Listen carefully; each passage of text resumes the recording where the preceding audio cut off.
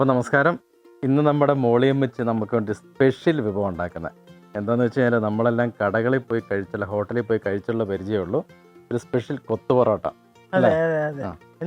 അപ്പം അതിൻ്റെ കാര്യങ്ങൾ എങ്ങനെ നമ്മൾ ഹോട്ടലിൽ നിന്ന് കഴിച്ചിട്ടുള്ളൂ. അപ്പോൾ വീട്ടിൽ എങ്ങനെ ഉണ്ടാക്കാം, എളുപ്പത്തിൽ വീട്ടിലുണ്ടാക്കി എങ്ങനെ കൊത്തു പൊറോട്ട കഴിക്കാൻ അമ്മച്ചി നമുക്ക് പഠിപ്പിച്ചു തരും അല്ലേ?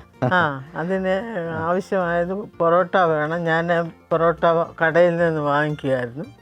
പിന്നെ ബീഫ് വേണം. പിന്നെ ബീഫിന് വേണ്ടതായ മസാലകൾ ഇച്ചിരി മീറ്റ് മസാല വേണം, ഗരം മസാല വേണം, കുരുമുളക് പൊടി വേണം, പിന്നെ തക്കാളി വേണം, ചെറിയ ഉള്ളിയും വലിയ ഉള്ളിയും എടുത്തിട്ടുണ്ട്. ഐറ്റംസ് വേണം.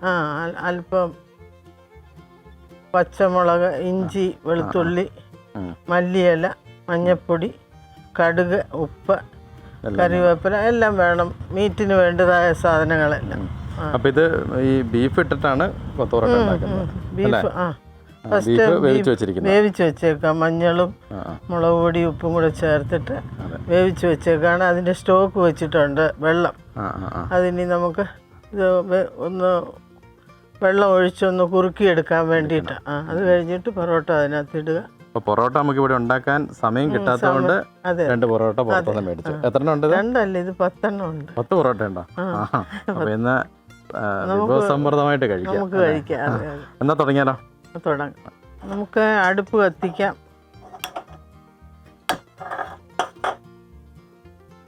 പാനൊന്ന് ചൂടായിക്കോട്ടെ. ചൂടായ പാനിലേക്ക് എണ്ണ ഒഴിക്കുക. ആവശ്യമായ എണ്ണ.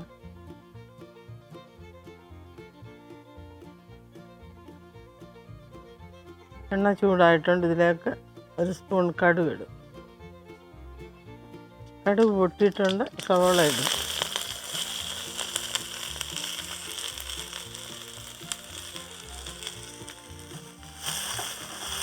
സവോളയുടെ കൂട്ടത്തിൽ തന്നെ ചിലപ്പം 10 ചെറിയ ഉള്ളിയുണ്ട്, അതും കൂടെ ഇടും. ടേസ്റ്റിന് വേണ്ടിയാണ്.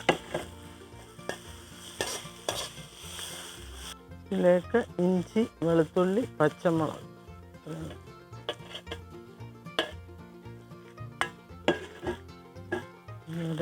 കരിയാപ്പില. ഉള്ളി ഒന്ന് വഴന്ന് വന്നിട്ടുണ്ട്. ഇനിയിപ്പം ടൊമാറ്റോ ഇടുക, തക്കാളി,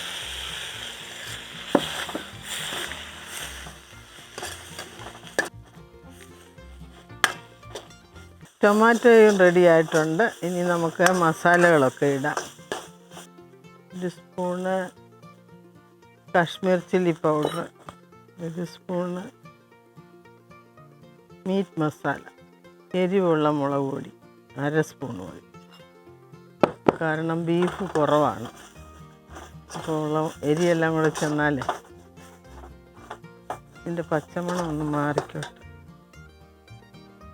1 സ്പൂണ്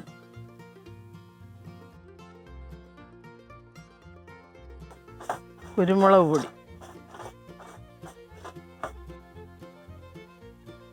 പെരിഞ്ജീരകം പൊടി,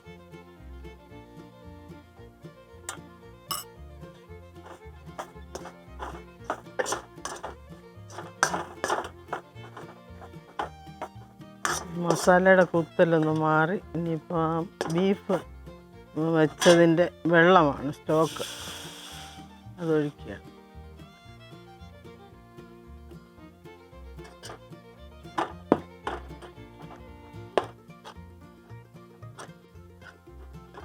ഇതിലേക്ക് വെന്ത് വെച്ചിരിക്കുന്ന മുളക് പൊടി, മഞ്ഞൾപ്പൊടി, ഉപ്പ് എല്ലാം കൂടി ഇട്ട് വെന്ത് വെച്ചേക്കുന്ന ബീഫ് ഇടുക.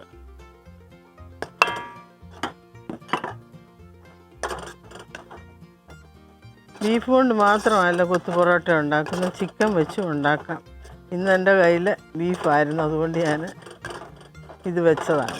ഇനി അടുത്ത നെക്സ്റ്റ് ചിക്കൻ വെച്ച് നമുക്ക് ഉണ്ടാക്കാം. പാകത്തിന് ഉപ്പുണ്ടോ നോക്കട്ടെ. ഉപ്പ് ശകലം കൂടെ വേണം.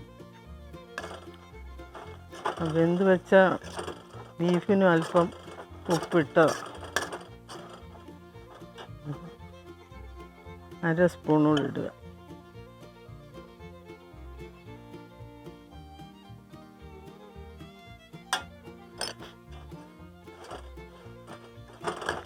ഇനി അരിഞ്ഞു വെച്ചിരിക്കുന്ന പൊറോട്ട ഇടുകയാണ്.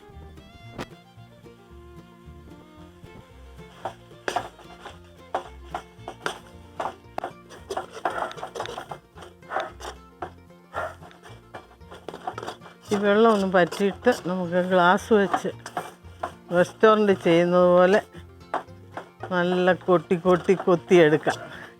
കൊത്ത് പൊറോട്ടയെന്നല്ലേ, അപ്പോൾ കൊത്തിയെടുക്കാം. നമുക്ക് ഈ ഗ്ലാസ് വെച്ചേ ഒന്ന് ചെയ്യാം.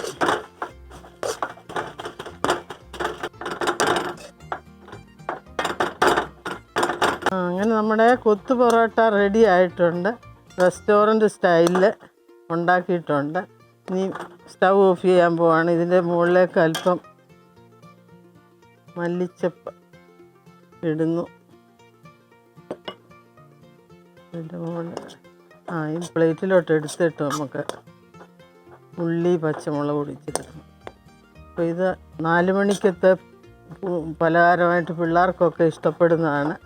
എല്ലാവരും വീട്ടിലൊന്ന് ട്രൈ ചെയ്ത് നോക്കണം. പൊറോട്ട വീട്ടിലുണ്ടാക്കിയില്ല, കടയിൽ നിന്ന് വാങ്ങിച്ചാലും മതി. ബാക്കി ബീഫും കാര്യങ്ങളും നമ്മൾ വാങ്ങിച്ചുണ്ടാക്കിയാൽ മതി. എന്നാൽ പിന്നെ നമുക്ക് സ്റ്റവ് ഓഫ് ചെയ്യുകയാണ്. കൊത്തു പൊറോട്ട റെഡി ആയിട്ടുണ്ട്. ശരി, ഇപ്പം കഴിച്ചു നോക്കി എങ്ങനെ ഉണ്ട്.